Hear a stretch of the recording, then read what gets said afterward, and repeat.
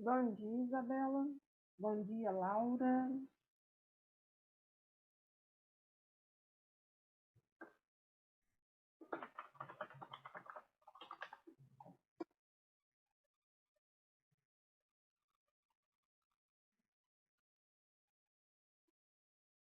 Bom dia, Alexandre, Guilherme, Pedro.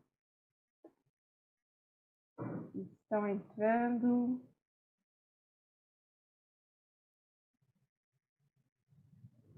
Comigo está tudo bem. Perguntaram aqui no chat se está tudo bem comigo. Perguntei no chat se está tudo bem com vocês. Comigo está tudo bem, tudo tranquilo. Corrido como sempre, postando vídeos das últimas aulas e das próximas aulas, já preparando a plataforma para a semana que vem. Aquela loucura. Mas estamos sobrevivendo. Bom dia, Anabice. Bom dia. Olha só, eu vou preparar aqui o material que a gente vai usar hoje. Porque hoje nós continuaremos a falar de renascimento, mas agora não mais na Península Itálica. Ai, Laura, acho que todo mundo tá merecendo umas boas férias, viu? Tá difícil. Complicado, cansativo. Meu cabelo caiu muito, isso que fez eu acabar cortando ele. Fiquei literalmente 1 ano sem cortar o cabelo e nesses meses aqui em casa deparei com tufos. Literalmente, tufos dele pelos cantos. Tá acabando o ano.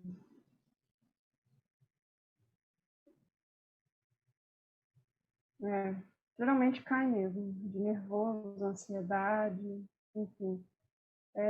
O pessoal tá falando aqui comigo no chat e às vezes eu vou respondendo no áudio que é mais rápido, tá? Então, assim, não achem estranho, porque eu tô continuando a conversa que estão fazendo por aqui. Ou fica estranho porque fica meio perdido. Bom dia para o Felipe e para Maria Tereza, que eu ainda não tinha dado bom dia. E deixa eu ver se vai entrar mais alguém. Se entrar mais alguém, dá mais 1 minutinho para ver se entra e aí a gente já começa.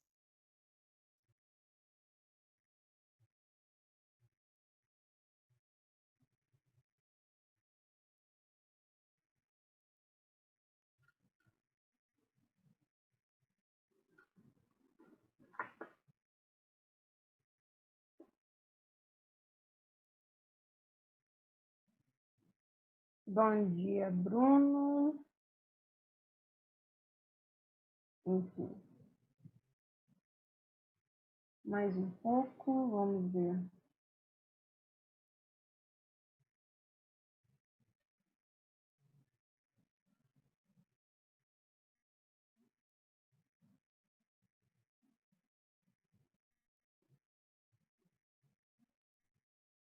Vamos começar. Quem for entrando, vai entrando. Olha só, durante todo esse quarto bimestre, a gente falou única e exclusivamente sobre renascimento. E não tem como não falar nesse processo sobre a importância dos artistas italianos para essa mudança que houve, né, dentro da área.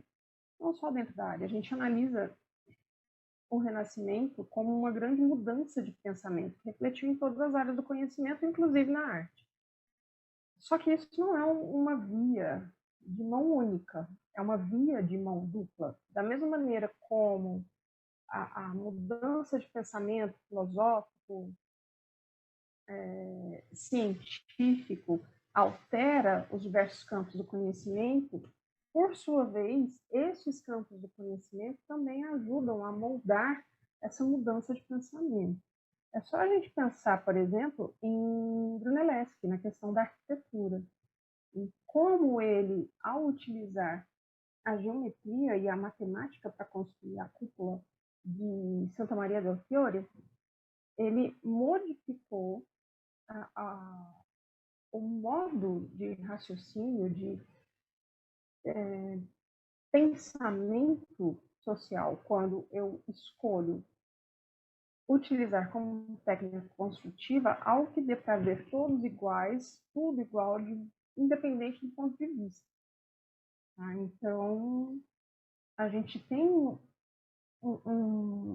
pensamentos que se moldam continuamente nesse processo. Foi importante e é extremamente importante a trajetória desses artistas, porém, o Renascimento não se restringiu à Itália. Ele vai ultrapassar as fronteiras das cidades, as fronteiras da península. Bom dia, Gabriel. E vai atingir também outras áreas, outras regiões da Europa. Agora, a questão aí, em termos de arte, não se relaciona mais com o antigo e o novo, com o tradicional e o moderno, mas também com questões de preferência nacional, né? Ou que estão regionalizadas em determinados lugares. Por exemplo, como que se deu o Renascimento em termos artísticos na França, na Itália, na Inglaterra, na Alemanha, e são essas nuances que a gente observa, a gente tem que observar em outros países, principalmente quando a gente fala mais ao norte do continente europeu. E aí a gente vai para a Alemanha, Holanda, Inglaterra, Bélgica, que são países que foram atingidos pelas regiões, né? No caso da Alemanha, ela só foi unificada também tardiamente, igual a Itália, no século XIX, no final do século XIX, mas existe uma cultura diferente da cultura latina que existia, né? Que existe ali na península. Como que se agregam? Acho que a grande pergunta é como que se agrega este conhecimento, esta mudança, esta nova forma de se ver o mundo e de se representar esse mundo, seja através da pintura, da escultura, da gravura, do afresco, enfim. Vamos lá. Agregando-se a conhecimentos e a saberes e a formas de representação que não são latinas.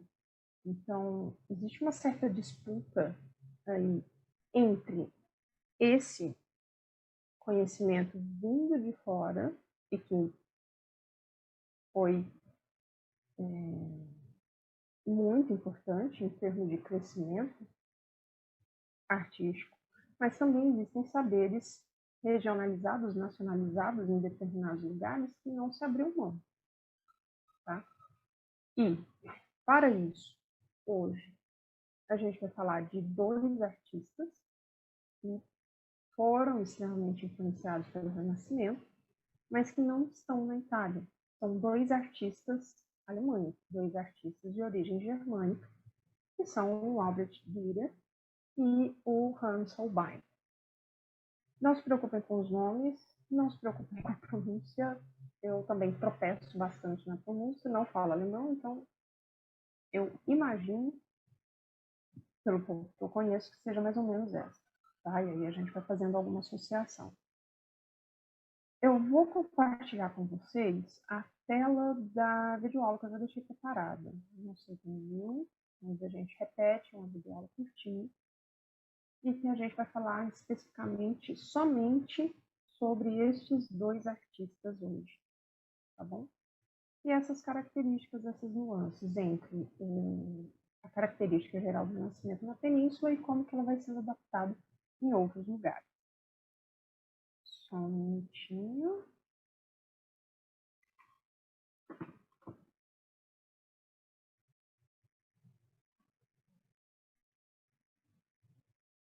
Oi, gente, tudo bem com vocês? Sejam bem-vindos ao nosso canal e à nossa aula de arte. Hoje, o nosso tema é o Renascimento fora da Península Itálica e o trabalho dos pintores Albrecht Dürer e Hans Holbein.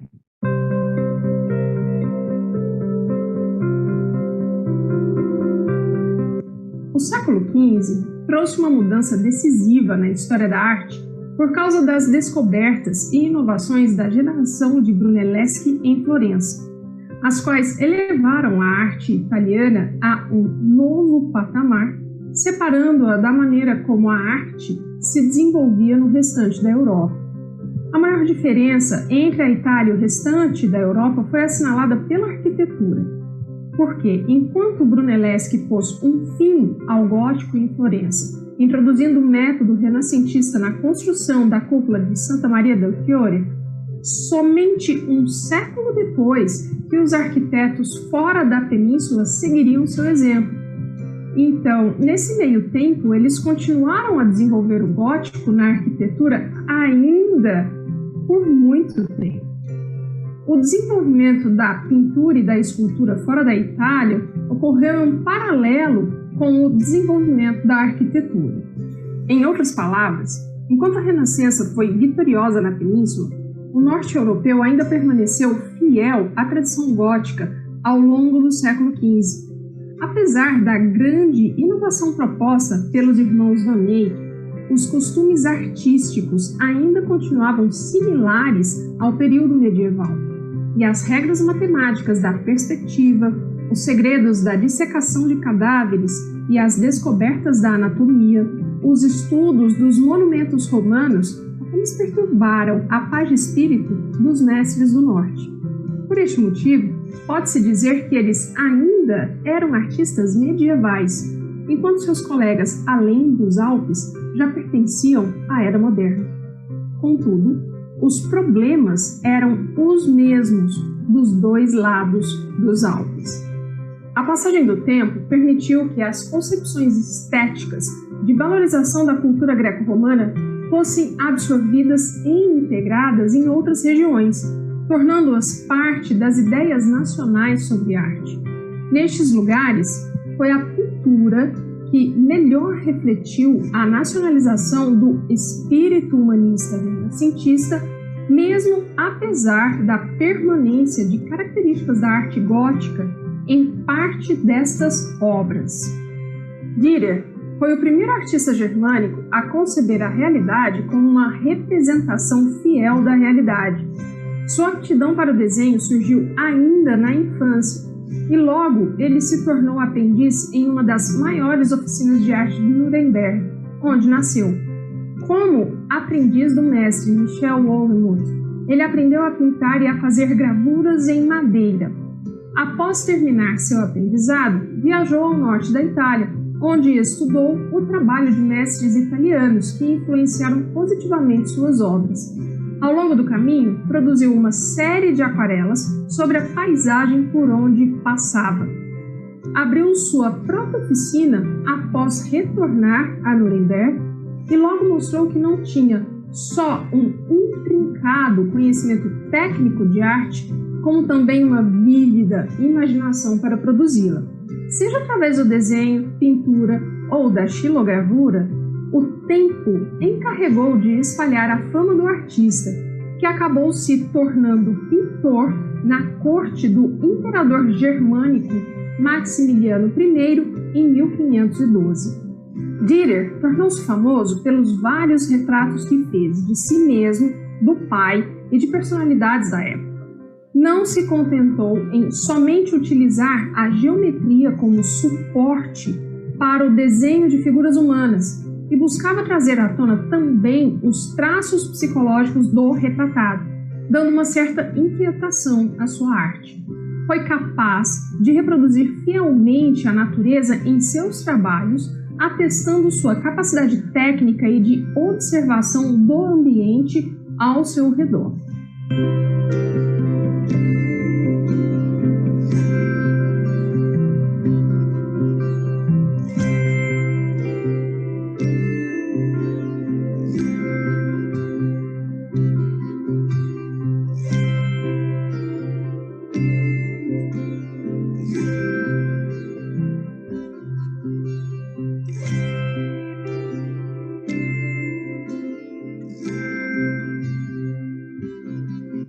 Hans Holbein nasceu em uma família de pintores e cedo absorveu os conhecimentos vindos tanto de sua raiz germânica quanto do norte da Itália. Nascido em Augsburg, ele estava a caminho de se tornar um mestre reconhecido graças ao estilo harmonioso de suas composições, que muito lembravam a maneira de pintar de Rafael Sanzio, quando a reforma protestante eclodiu nos países de língua germânica. Acabou migrando para a Inglaterra, onde acreditava que encontraria campo mais propício ao florescimento de seu trabalho. Com um trabalho recomendado por ninguém menos que Erasmo de Roterdã, logo ele se tornou oficialmente o pintor da corte de Henrique VIII. Apesar de a reforma protestante não ter permitido mais a ele pintar virgens e santos, ele conseguiu encontrar uma atmosfera menos opressora na corte inglesa e pôde, assim, viver e trabalhar com mais tranquilidade. Além de seu trabalho principal, que era pintar retratos da corte real inglesa, ele desenhou joias e mobílias, decorações para salões, armas, fantasias para desfiles e taças. Seus personagens são retratados segundo os princípios de um realismo tranquilo, diferente da inquietação de Dürer. Holbein soube expressar com serenidade e esmero técnico tanto o ideal de beleza renascentista como a precisão da forma.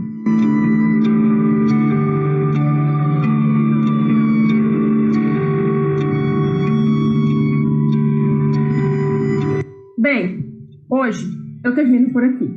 Quem quiser se aprofundar mais... Opa!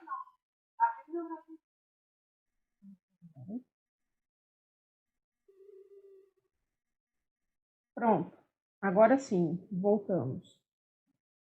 Olha só, vocês têm alguma dúvida, alguma questão sobre este conteúdo específico?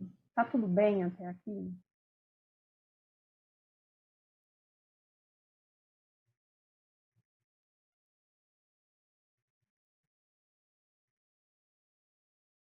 Alguma questão que vocês queiram levantar? Pode fazer só mãozinha, ok, tá? Ou responder aqui direto no chat, tá bom?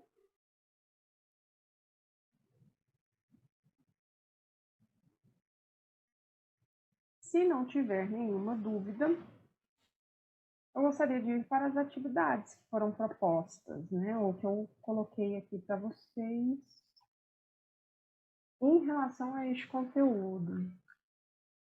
Eu vou dividir a tela aqui novamente para a gente ir para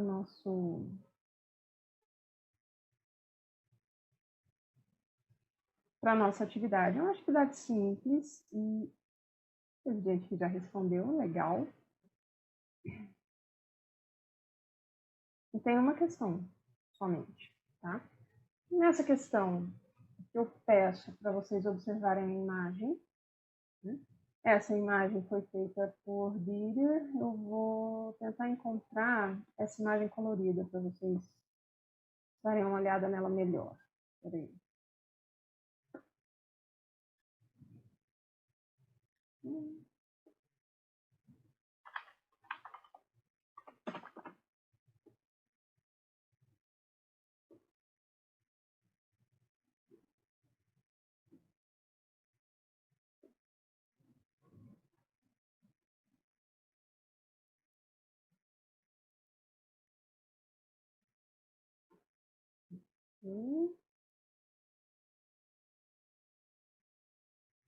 Aqui. Essa é a imagem colorida da pintura do altar de Landauer, não sei. Mas, enfim, aqui eu acho que permite fazer a ampliação para ver um pouco melhor como ela foi retratada, né? Como Dürer imaginou essa obra.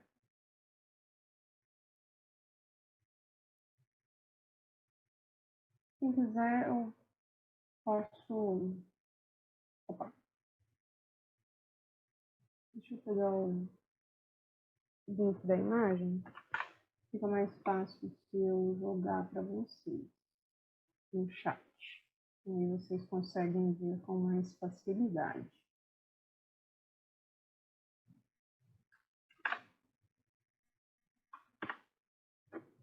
Bom, voltando lá para a nossa questão. Opa. Uhum.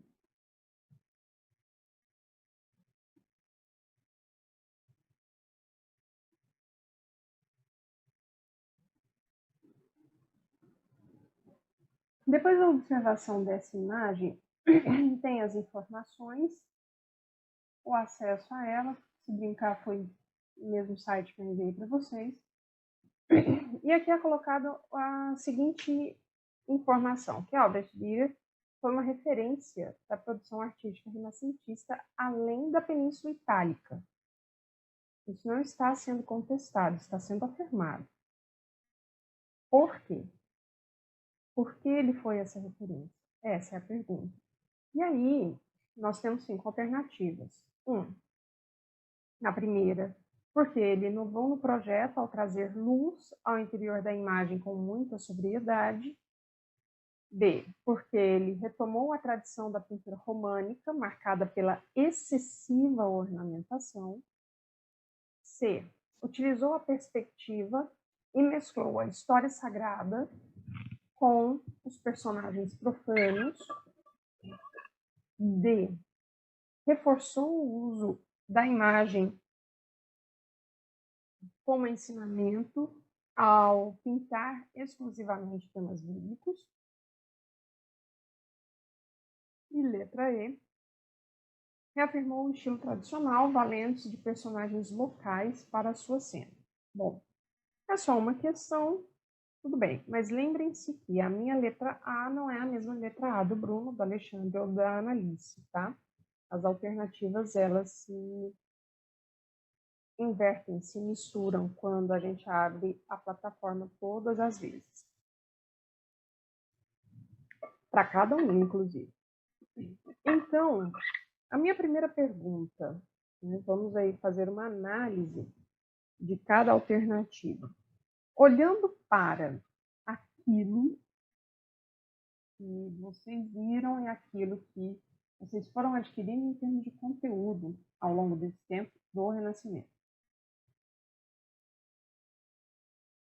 Qual é a alternativa que parece mais correta para vocês? Vocês podem responder diretamente pelo chat, ou abrir o microfone, ou não sei. Mas o que vocês acham mais correto dentro dessas possibilidades?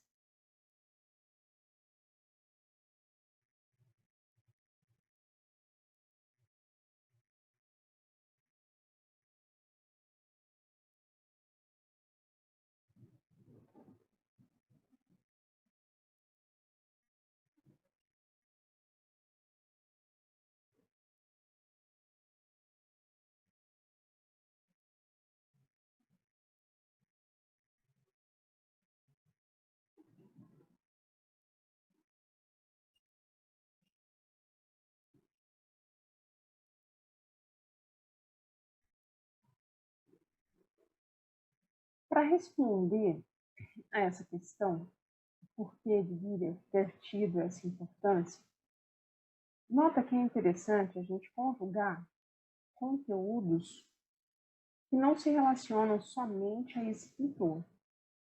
Mas a gente tem que saber as características do movimento renascentista como um todo.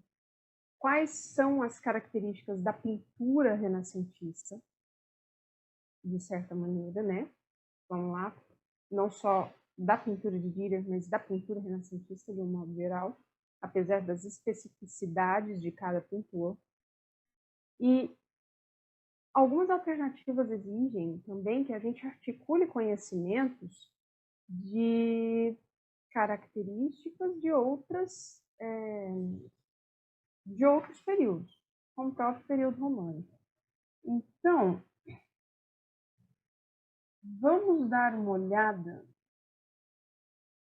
na alternativa, na letra A, ou pelo menos na letra A que aparece para mim. Aqui nós temos, inovou no projeto ao trazer luz ao interior da imagem com muita sobriedade. Onde essa imagem está sendo retratada? É a primeira pergunta. Eu acredito que eu compartilhar a tela da pintura colorida vai ficar melhor. O que essa imagem mostra para vocês? O que ela mostra que confirma ou nega a afirmativa falada?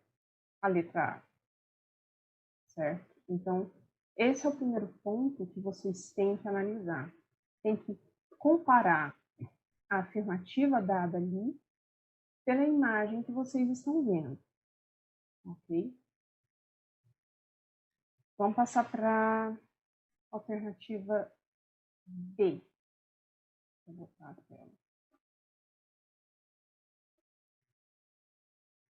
Retornou a tradição da... retomou a tradição da pintura românica marcada pela excessiva ornamentação.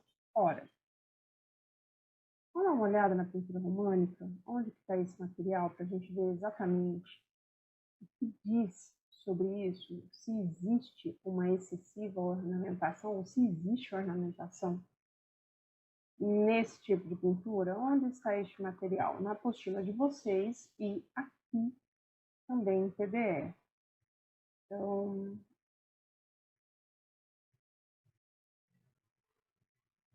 vai estar aqui na parte 2. Instruções, decoração, arquitetura, Córdoba, pintura.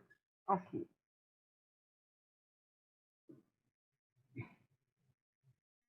Olha só. Primeiro que a pintura ela era praticamente mural ou afresco. Não se trabalhava muito com telas, né? E os modelos das pinturas elas estavam entre as ilustrações de livros religiosos, portanto, manuscritos, enfim. Então, era uma pintura extremamente religiosa. E temas bíblicos mais comuns, a gente tem o mundo do homem, a criação do mundo do homem, o pecado original, a Arca de Noé, e os símbolos dos evangelistas. E como características técnicas principais, isso é o que mais nos interessa, né? Tem a utilização dessa deformação, porque através da deformação da imagem se traduz o sentimento do artista ao pintar aquilo, e o colorismo, que tem o emprego das cores puras na pintura, né?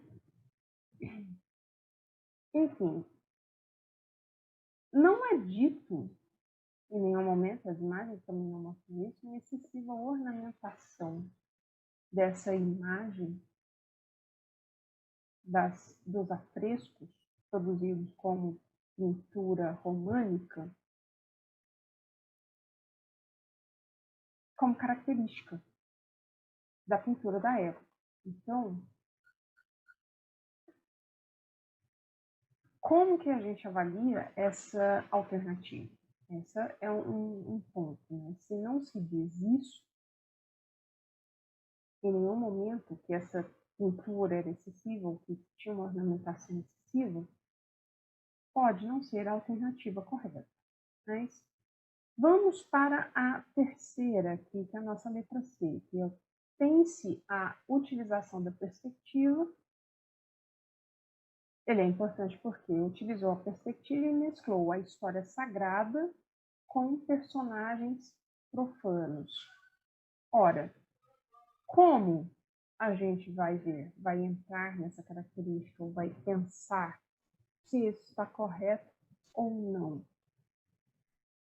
Quando a gente olha em perspectiva, a gente nota que aqui se tem uma característica, na verdade, uma técnica que vai ser afunilada e vai ser utilizada largamente, vai ser pensada dentro do Renascimento, e que ela vai ser aprimorada por vários pintores. Tá? Então, tem a possibilidade de ser a alternativa correta aqui? Sim, por conta dessa característica que é bem usada e largamente usada. Mas aí a gente tem que olhar o restante da alternativa. Mesclou a história sagrada com personagens profanos. Vamos voltar na imagem.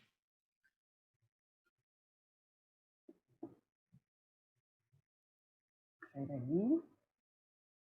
Ok. Aqui. O que eu encontro na imagem? Quem são os personagens que participam? Opa.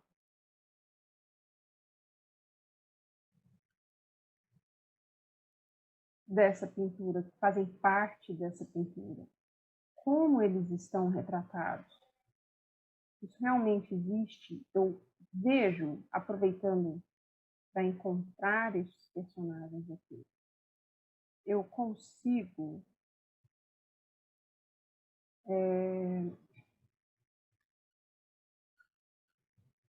ver a aplicação da técnica da perspectiva nesse retrato, nesse quadro?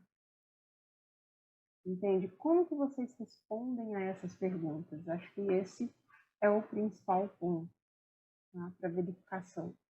Se eu tenho uma alternativa correta ou incorreta diante de mim. Tá? Vou voltar aqui.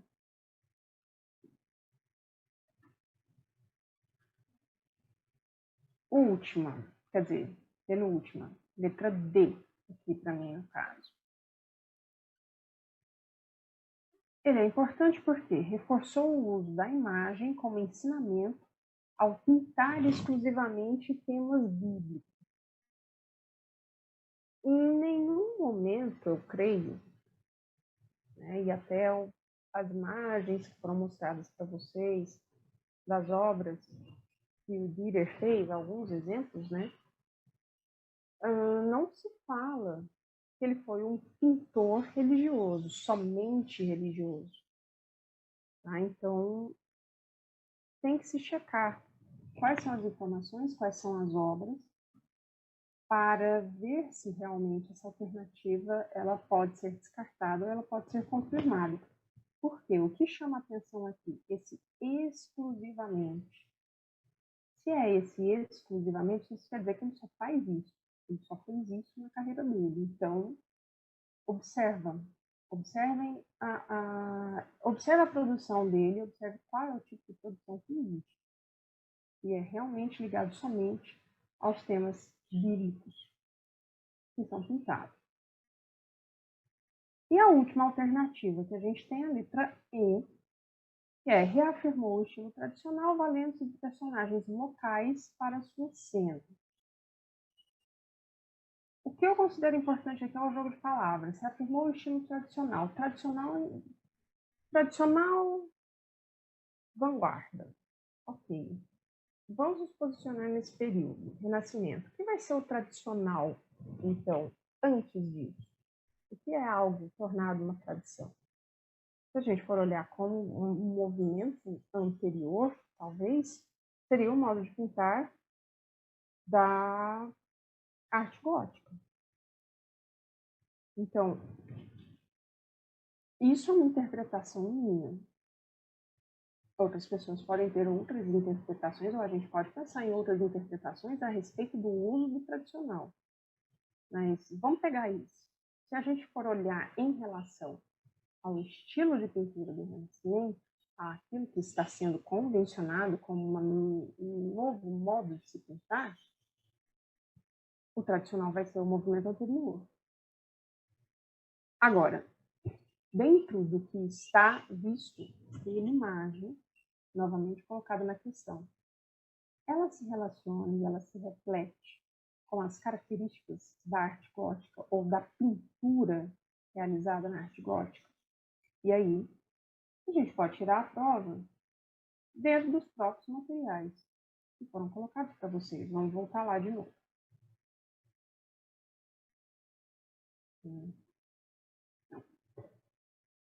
Aqui. Olha só.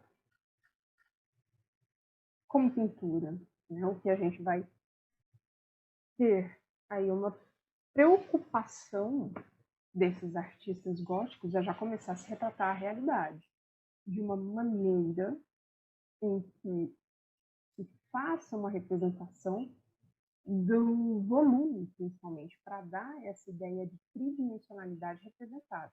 Problema: se tenta representar a tridimensionalidade em uma superfície bidimensional, seja aí fresco, seja as primeiras pinturas em madeira, né? E vão estar disponíveis, mas já se procura ir para um outro lugar. Então, a gente tem, na verdade, uma passagem dentro da arte gótica, dentro da pintura gótica, de um tipo de representação indo para outro. E que isso vai sendo aprimorado, muito bem aprimorado, pelo próprio movimento renascentista, ou pela própria pintura renascentista. E aí a gente volta de novo nas nossas alternativas. Espera aí.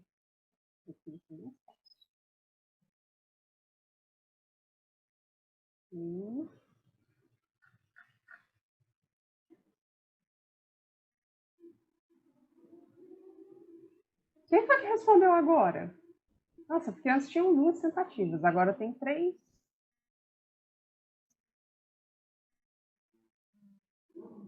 Quem respondeu? Quer falar quem é? Assim, gostaria muito de saber. Né? Porque aí a gente fecha todas as alternativas aqui. E eu gostaria muito de saber de vocês, dentro dessa análise, o que vocês consideram como mais correto, de preferência antes da aula terminar. A pessoa que respondeu quer dar o seu parecer? Está muito bom isso acontecer.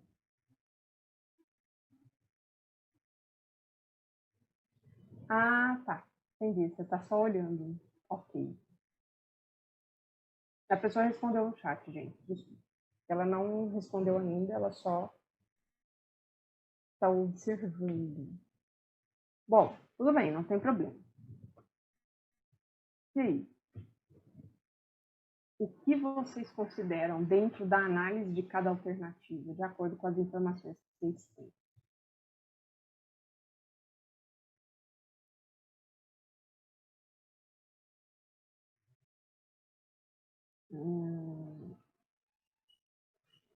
Não iria, quer dizer, é sua ou é minha?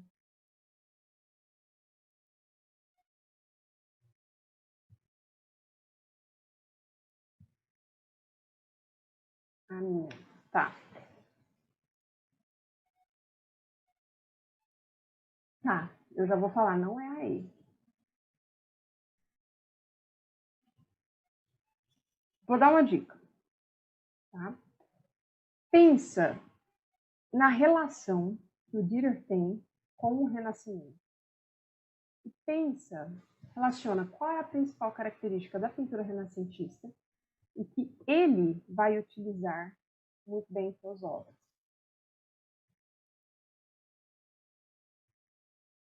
Uma técnica de pintura que foi elaborada ali. Por mais que se tenham começado a fazer, a se pensar em como fazer essa representação de maneira fiel, ilusória da realidade, de maneira que se consiga representar 3 dimensões, mas a técnica em si vai ser o Renascimento, graças à geometria, principalmente. Geometria matemática vai conseguir transpor para a pintura essa ilusão de profundidade, essa ilusão de volume em uma pintura. Qual é essa técnica? Segue essa dica e aí vocês chegam na resposta correta.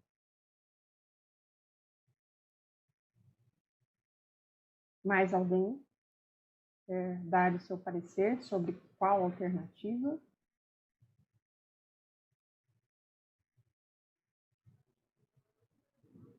Também não.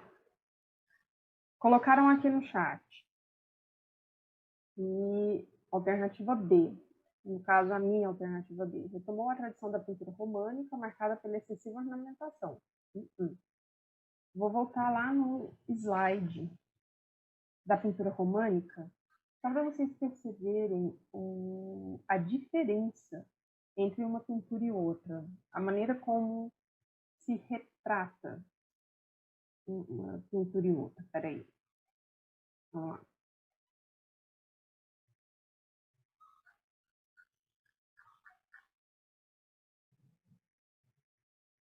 Tem uma coisa que a pintura de Dürer tem, a maneira dele construir a imagem tem, que a pintura românica não tem.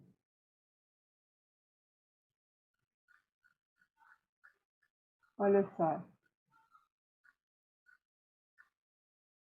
Aqui não dá para eu jogar ao mesmo tempo a obra do Dürer com, por exemplo, esse afresco aqui.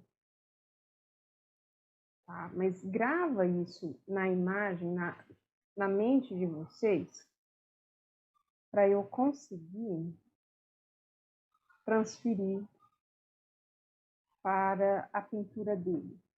Olha só, a maneira como se vê, como as pessoas são retratadas, como os objetos são colocados na obra. Aqui, eu quase não vejo distância, ou espaçamento ou profundidade. C, olha só, essa figura de negro aqui, parece que está quase colada nessa figura de vermelho e laranja. Certo? Agora, se eu observar essa imagem aqui, vamos lá.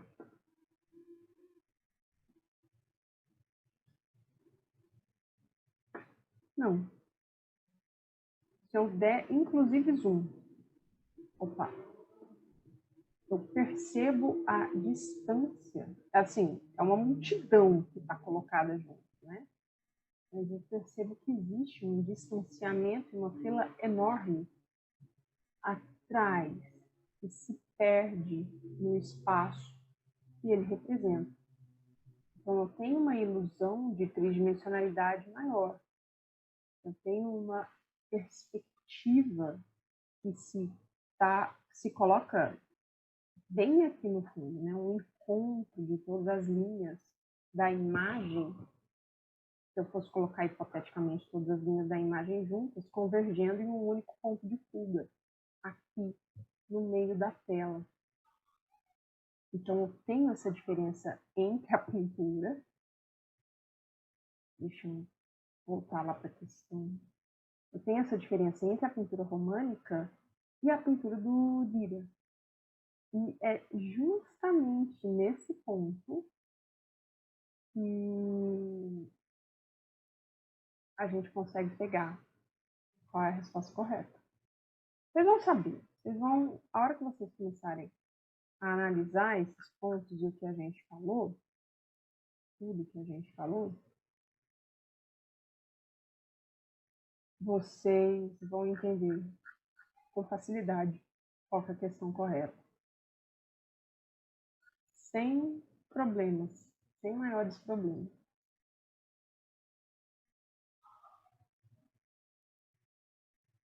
Dúvidas até aqui? Ou tá tudo bem?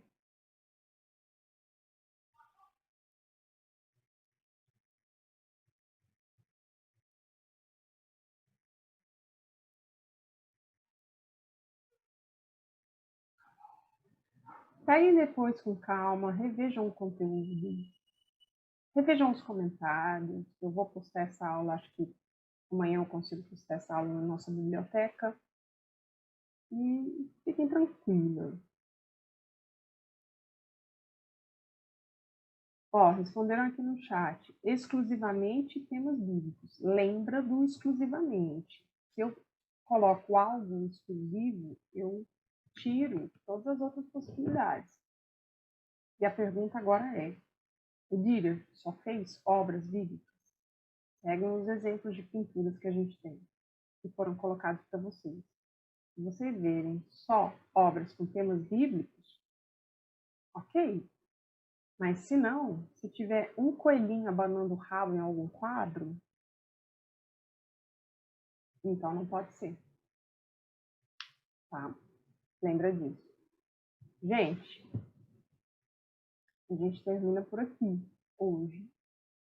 Espero que tenha ajudado essa explicação. Qualquer dúvida, entre em contato pelo fórum, tá? Ou vocês têm os meus contatos também. Demora um pouquinho para responder às vezes, mas eu sempre acabo respondendo. Tá bom? Beijo, boa semana para vocês e até a nossa próxima terça-feira.